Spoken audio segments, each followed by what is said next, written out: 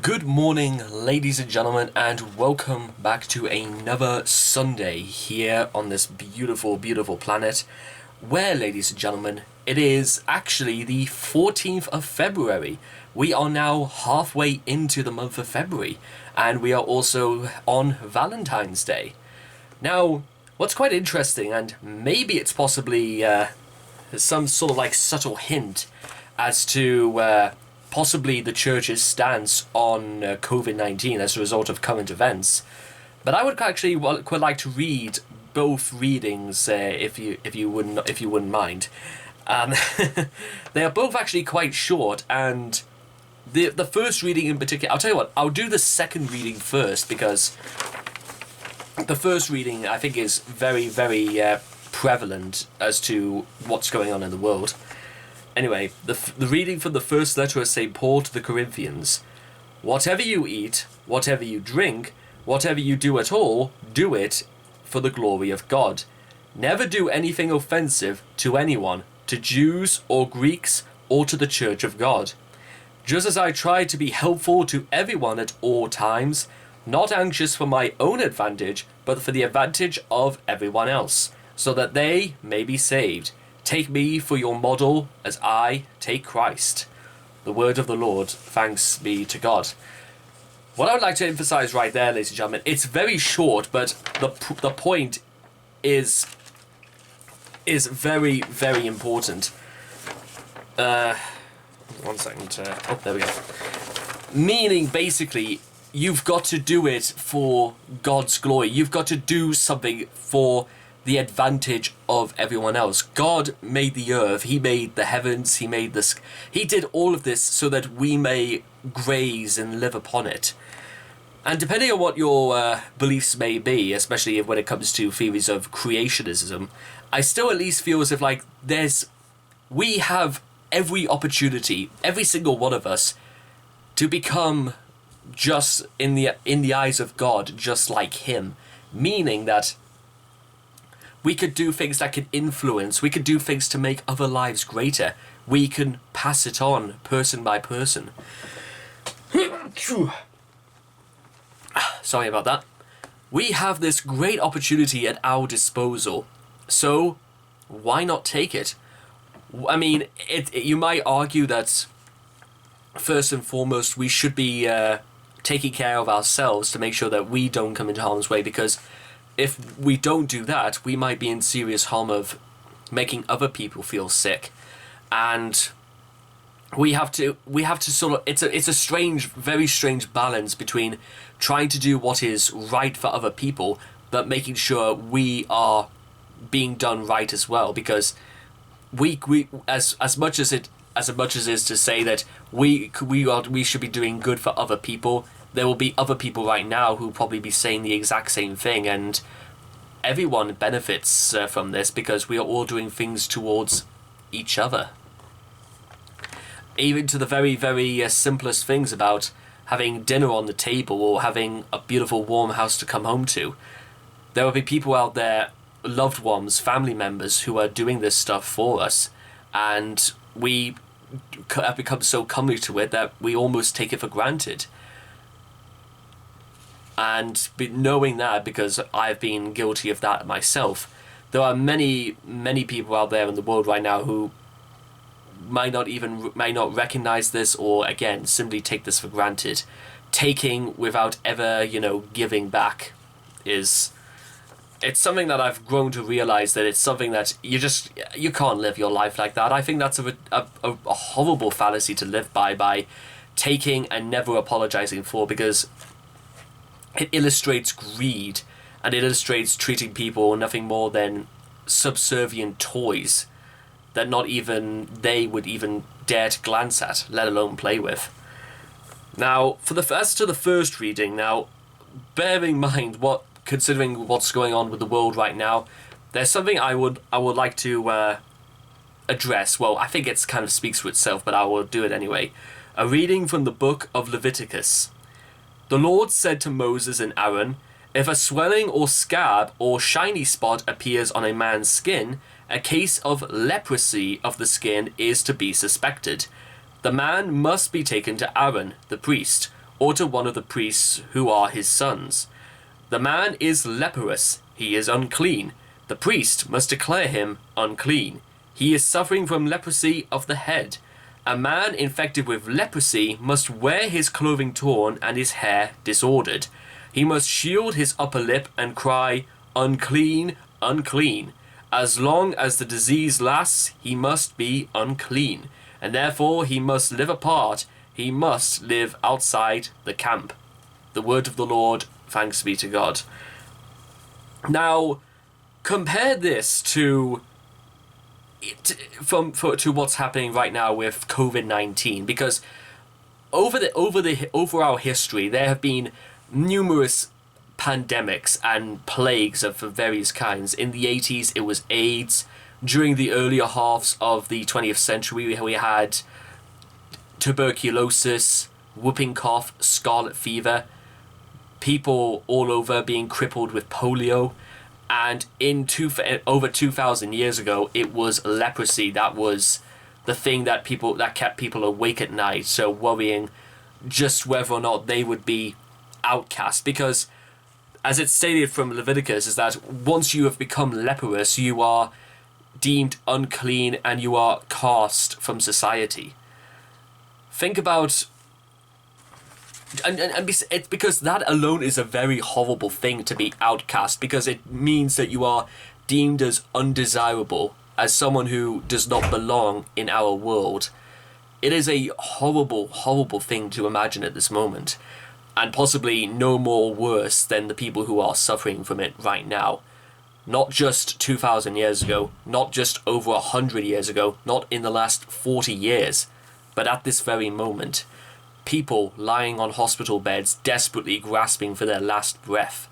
It almost does not even begin to bear thinking about, because it is almost too horrible for words. And anybody who's ever suffered through possible effects of pneumonia or through the effects of COVID-19, I've suffered from pneumonia over 10 years ago. It is one of the most horrible things I ever had to go through. Or the day when I turned 20, or no, actually there was a thing before I turned 20 when I was like May of 2017, when I came down with seafood poisoning, and I managed to be sick 5 times in 6 hours. And the last time I was sick, I actually, for the very first time in my life, I actually managed to vomit up my own bile. Bile, for those who don't know, bile is a very yellowish, watery substance. It kind of almost resembles Lucozade, to put it in one word. And the reason why I had vomited up is because there was so little in my stomach at that point that it was running out of things to regurgitate, so it had to resort to bile. What happened after that is that I lay on my bed. My bed, I think, was like on this wall back then. I lay on top of it, almost too weak to even fall asleep. I just kind of lay there with my mouth half open, just groaning, because I felt as if all the blood had been squeezed out of my body. And this was like the event as well when I turned 20 and I was very violently sick again. I lay on my bed only slightly strong enough to actually force myself to go to sleep, but the excruciating lack of energy, it gives you an idea, well, certainly gave me an idea of what it would be like if I was mid-80s, possibly. Or possibly what it would have been like for Captain Sir Tom Moore, God rest his soul. And if that sort of thing, like I said, becoming pneumonic, catching pneumonia at 12, if it can happen to me, then it can happen to anybody. And that's a very important point, and something that Leviticus maybe overlooks very slightly. If the Lord said to Moses, if a swelling on the scalp on a man's skin, it doesn't differentiate from any sort of man whatever. It can happen to anybody, anywhere.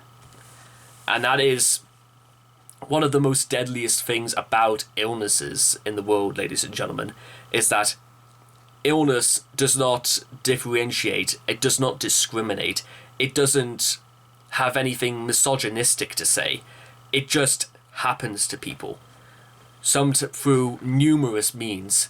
And when you've become sick, when you know what it's like to feel not right, you wonder seriously. And I'm fortunate enough to have never go through this myself, but you wonder is this going to be the end?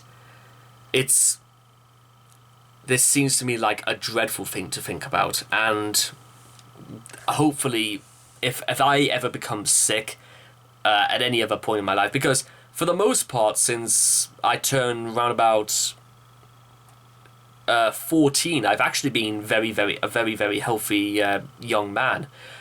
I mean, I've never visited hospital. The only other time I've actually visited hospital is when they suggested about surgery that could actually remove my metal plate from my shoulder back in 2016, but I decided against it.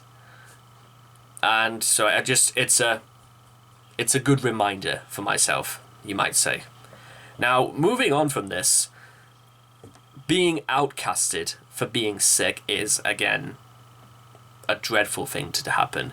There could have been numerous, like thousands of people living in this world right now who are lying in hospital beds, unable to see their loved ones. It gives you an idea just what it might be like when my time might finally come. No, not when it comes, but when it does happen. There's no getting away from that. And every time I say that, I become less and less convinced about whether or not I know what it actually means to be dying. Because some could say that life has only just begun, but how do I know that is the case, or whether or not this is as good as it's going to get? It seems it's a very morbid thing to think about, but think about it from the perspective of those who have suffered. Think about it from the perspective of those who have absolutely no idea if they're ever going to come out and see their families ever again, or from the perspective of those who will be grieving and gnashing their teeth in the hopes that their loved ones will become better. Such things are hardly worth thinking about. But in the interest of what it said in Leviticus, because of how what a society of Jewish people there were back 2,000 years ago, possibly even further back if we're talking about Moses, it's because they had to work on a society that if somebody caught leprosy and it spreaded and it could infect and destroy an entire colony, that there was simply nowhere else, nothing else to do. So they had to ostracize a person, not because they liked it, but to ensure the safety of their own people. Because, and I know fine well that, I know this is around about the time of the Egyptians, and I know the Romans, because the Romans had forms of sanitation and medical necessitation as well. They recognized that for their civilization to survive, it would have to prevent or curb as many people from becoming sick as possible. And it's not particularly very clear, especially from over 2,000 years later, purely based on this information. It's just the only thing to do. But nevertheless, being seen as unclean or undesirable is still something that hurts more people than you might possibly think. Now, I would end this video right there, ladies and gentlemen, but there is another something else I wanted to bring up while we have this time. And that is, I'm actually going to read from the bulletin, because, ladies and gentlemen, for many Catholics around the world, a very important occasion is approaching. Ash Wednesday and the beginning of Lent. And so I'll be actually reading from the bulletin, and interestingly enough, they've still actually put my my illustration of the church in the top corner. So I will do what it takes to put forward what is going to be said. Welcome to Lent 2021. It gets underway on Wednesday of this week, all 40 days of it, so be brave, hold your head on high and smile. Ash Wednesday marks the beginning of a season of prayer and penance, as well as lavish helpings of God's amazing grace for all interested persons. While there is no obligation to anyone to come to Mass on Ash Wednesday, hopefully you will be anxious to be reminded through the imposition of ashes on your forehead and surrounding area, that you are dust, and unto dust you shall return. Lent provides an opportunity to assess our progress, or otherwise, on our pilgrimage of faith to the promised land of heaven. Through availing of various opportunities of encountering God during these 40 days, we can tell our God that we deeply appreciate the price He paid for our redemption. So what spiritual special offers can we expect during Lent? At the moment, due to the snow and the effects of COVID-19, by the time this video goes out, this will seem very confusing in retrospect. It is difficult to forecast how Lent will pan out, but that doesn't mean we are excused from making our own individual effort to come closer to Jesus Christ, allocating a short period each day in the peace and quiet of our home. We can reflect on the greatness of God and His generosity. Since you are encouraged to take your Sunday Mass sheet home with you, why not reread the reading slowly and listen to what the Lord is trying to say to you, or reflect on the text on the back of the weekly bulletin.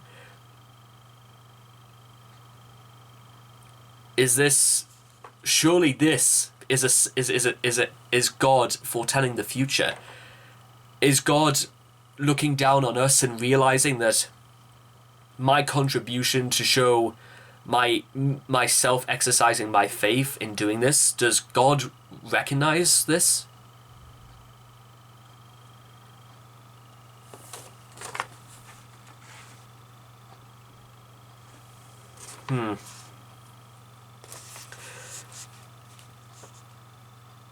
Or reflect on the text of the back of the weekly bulletin, or just gaze on the crucifix in silence for 10 minutes, or read a passage from the Gospels and pray about it.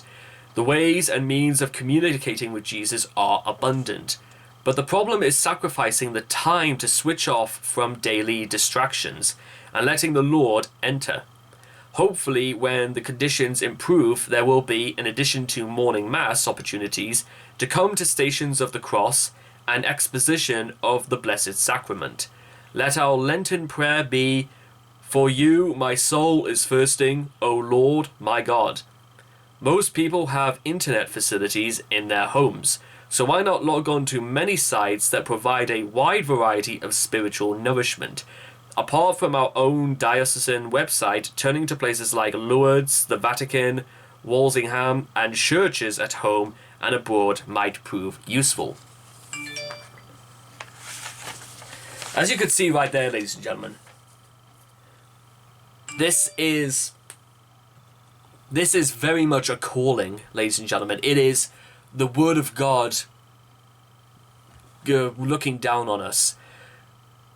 Because, ladies and gentlemen, it might interest some of you to learn that last year I did my own version of the Palm Sunday Mass, because last year all services were called off as a result of COVID being at its peak last year in April. And I gave my sermon, as it were, just from reading a Mass sheet and also we're playing out the role of the crucifixion of Jesus Christ. Now, whether or not things become better or worse than last year, it's very difficult to tell.